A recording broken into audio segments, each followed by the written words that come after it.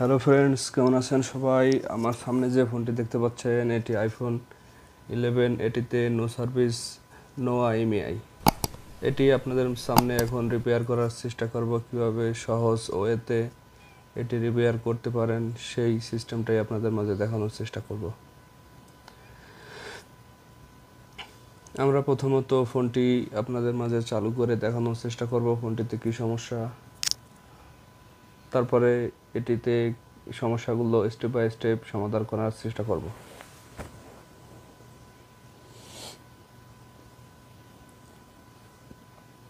আমি প্রথমত মাদারবোর্ডটি আলাদা করে নিয়েছি।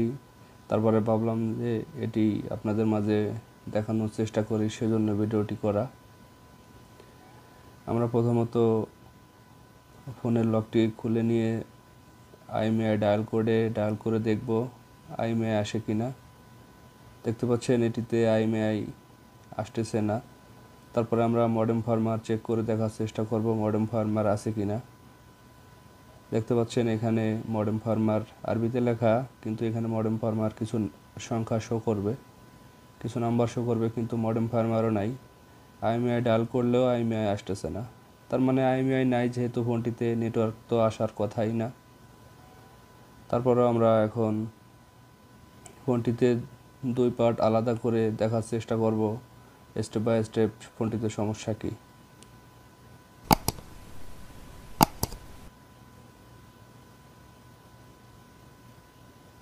আমি মাদারবোর্ডটি খোলার জন্য আগে থেকে হিট চেম্বার হিট দিয়ে রেখেছি। আমি এইভাবেই খুলে থাকি। আগে থেকে আপনার যতটুকু হিট প্রয়োজন আগে থেকে আমি হিট চেম্বার হিট দিয়ে রাখি, তারপরে মিডল লেয়ার খুলি। আপনারা সেমভাবে খোলার চেষ্টা করবেন যাতে মাদারবোর্ডের হিট খুবই অল্প সময়ের মধ্যে যাতে কাজটি সাকসেস হয় সেই চেষ্টা করবেন। আমি দেখতে পাচ্ছেন খুব সহজে দুটি পার্ট আলাদা করে নিলাম। আর আমার এই মাদারবোর্ডটি, এই ফোনটি আমার আগে অন্য কেউ দেখে নাই, অন্য কেউ কাজ করে নাই। আর সেজন্য এটিতে যে থার্মাল পেস্ট ব্যবহার করা আছে সেটি এখনও আছে। থার্মাল পেস্টটি আমরা ক্লিন করে নিচ্ছি, দেখতে পাচ্ছেন। থার্মাল পেস্টটি ক্লিন করার পর আমরা সুন্দর করে লেয়ারগুলো ক্লিন করে আমরা আইসকেটে দিয়ে দেখার চেষ্টা করব। তার আগে কিছু চেকিংয়ের বিষয় আছে। তার আগে সম্পূর্ণ আউটপুট ইনপুট ভোল্টেজ চেক করে দেখব যে আমাদের বেসব্যান্ডের যে আউটপুট ইনপুট ভোল্টেজ ঠিক আছে কিনা। এটি যদি ঠিক থাকে তখন আইসকেটে দেখানোর চেষ্টা করব।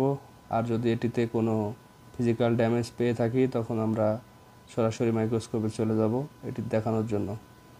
আর তার আগে আমি এটিতে যে কমন সমস্যা সেই সমস্যাটি দেখার চেষ্টা করতেছি, যে একটি ক্যাপাসিটার শর্ট থাকে 4G আইসির পাশে, হাই ব্যান্ড পি এর পাশে একটি ক্যাপাসিটার শর্ট থাকে, সেটি দেখার চেষ্টা করতেছি। এটি যে কমন সমস্যা সেটি আমাদের ওকে আছে, ক্যাপাসিটার কোনো শর্ট নাই। তারপরে আমাদের বেসব্যান্ড পাওয়ার আইসির আশেপাশে কোনো শর্ট আছে কিনা, বেসব্যান্ড পাওয়ার আইসি চেক করতেছি, দেখতে পাচ্ছেন বেসব্যান্ড পাওয়ার আইসির আশেপাশে কোনো শর্ট দেখতে পাচ্ছি না। তার মানে এটি সম্পূর্ণ আউটপুট ইনপুট ভোল্টেজ সম্পূর্ণ ওকে দেখাচ্ছে। তারপর আমরা এখন আইসকেটে দিয়ে চেক করে দেখার চেষ্টা করব আমাদের ইমেই আসে কিনা। যদি ইমেই এসে থাকে তখন বুঝবো আমাদের মিডিল পার্টের রিবালিং করলেই কাজটি হয়ে যাবে। মিডিল পার্ট রিবালিং করা একবারে সহজ। আর ইমেই চেক করার জন্য, ওয়াইফাই চেক করার জন্য মিডিল পার্ট টেস্টিং লেয়ার যে ফ্রেম আছে এটিকে আইসকেট সহজে বলে। আইসকেট থাকলে আপনাদের কাজটি একবারেই সহজ হয়ে যাবে। আর নতুন অবস্থায় আপনারা আইসকেট ব্যবহার করার চেষ্টা করবেন। আর আইসকেট থাকলে আপনাদের কাজের অগ্রগতি অনেক বেড়ে যাবে। আমি এখন আইসকেটের ফিটিং দিয়ে আপনাদের দেখানোর চেষ্টা করব ফোনটিতে ইমেই আসে কিনা। আর যদি ইমেই এসে থাকে আইসকেটে ফিটিং দেওয়ার পর তখন আমরা মিডিল লেয়ারটি রিবালিং করার পরেই আমাদের কাজটি সাকসেস হয়ে যাবে। এখন আমরা আইসকেটে ফিটিং দিচ্ছি মাদারবোর্ডটি। আইসকেটে চেক করার উদ্দেশ্য একটাই, যে আমাদের ফোনটি আপার বোর্ড লোয়ার বোর্ড দুটি বোর্ড ওকে আছে কিনা। আর রিবালিং ছাড়াই আপনি আইসকেটে চেক দিয়ে দেখতে পাচ্ছেন কাজটি অনেক সহজ করে দিছে। আইসকেট মানেই কাজটি সংক্ষেপ। আমরা এখন আইসোকেটে দিয়ে তারপরে অ্যাডজাস্ট করে পাওয়ার সাপ্লাই দিয়ে ফোনটি চালু করে দেখার চেষ্টা করব আমাদের imei মডেম ফার্মার আসে কিনা। যেহেতু মাদারবোর্ড কোনো ফিজিক্যাল ড্যামেজ নাই, মাদারবোর্ডে কোনো শর্ট নাই, মাদারবোর্ডের আউটপুট ইনপুট ভোল্টেজ সম্পূর্ণ ওকে আছে, তার মানে এটি মিডিল লেয়ার রিভলিং থেকে হয়তো দু একটা পিন ছেড়ে দিছে, দু একটা পিন ডিসকানেক্ট হয়ে যাওয়ার কারণে আমাদের মডেম ফার্মার imei চলে গেছে। আমরা এখন ফোনটি পাওয়ার বুটিং প্রেস করতেছি। পাওয়ার বুটিং প্রেস করার পর ফোনটি চালু হওয়ার পর আপনাদের দেখানোর চেষ্টা করব।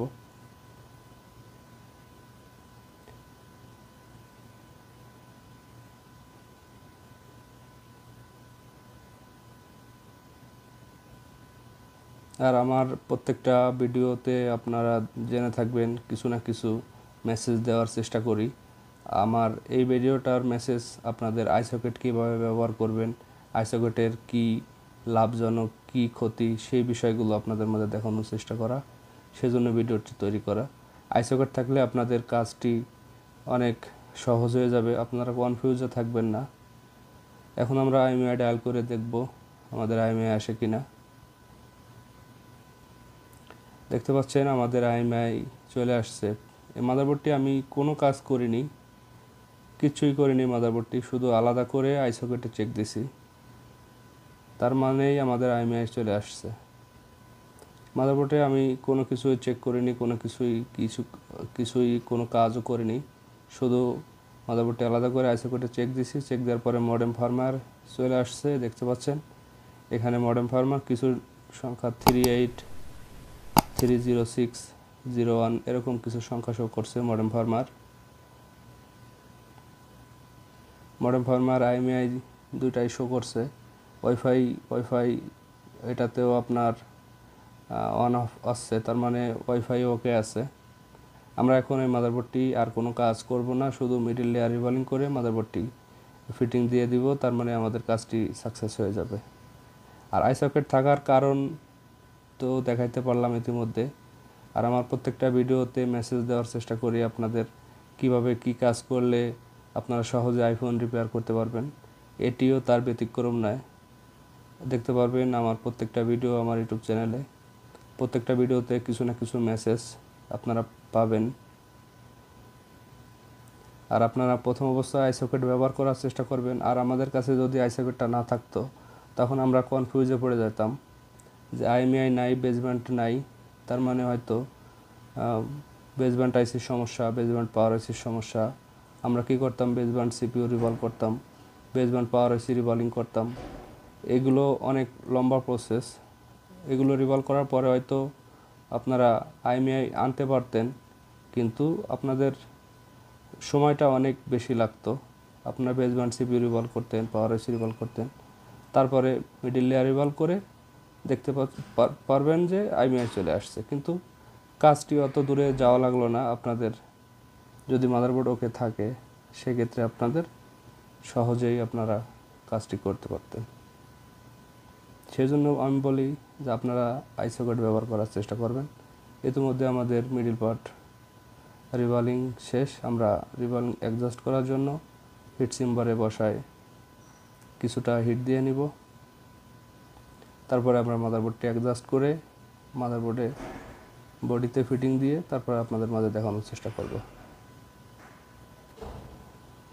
দেখতে পাচ্ছেন আমি হিট চেম্বারে বসায় দেওয়ার পর সুন্দরভাবে আইসিগুলো বলগুলো ক্যাপচার করে নিয়েছে।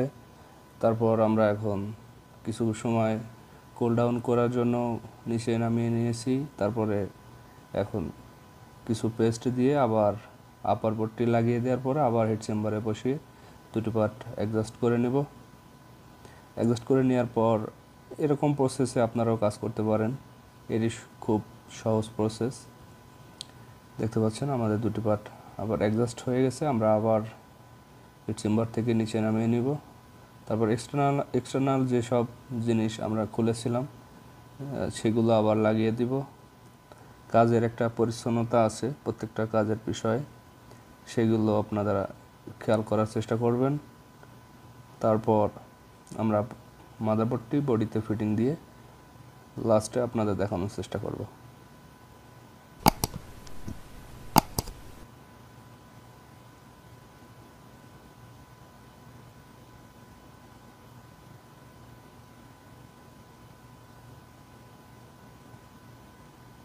আর আপনাদের মাঝে যত আইসকেট যদি থাকে আইফোনের, আইসকেট ছাড়া আপনারা কাজ আইফোন ডবল প্লেয়ারের কাজ করা অসম্ভব বললেই চলে। তবে আমরা এর আগে আইসকেট ছাড়াই অনেক কাজ করেছি। দেখতে পাচ্ছেন আমরা এখন সিমটি লাগানোর সাথে সাথে আমাদের মোবাইল নেটওয়ার্ক চলে আসছে, দেখছেন 4G। আমরা এখন আইএমআই চেক দিলে সাথে সাথে আইএমআই দেখাবে। আর তাছাড়া আমি এর আগে আইএমআই চেক করে নিয়েছি, এখন কল দিয়ে আপনাদের মাঝে দেখানোর চেষ্টা করবো সেকেন্ড ওঠে কিনা। সেকেন্ড উঠলে আমাদের কাজটি সাকসেস।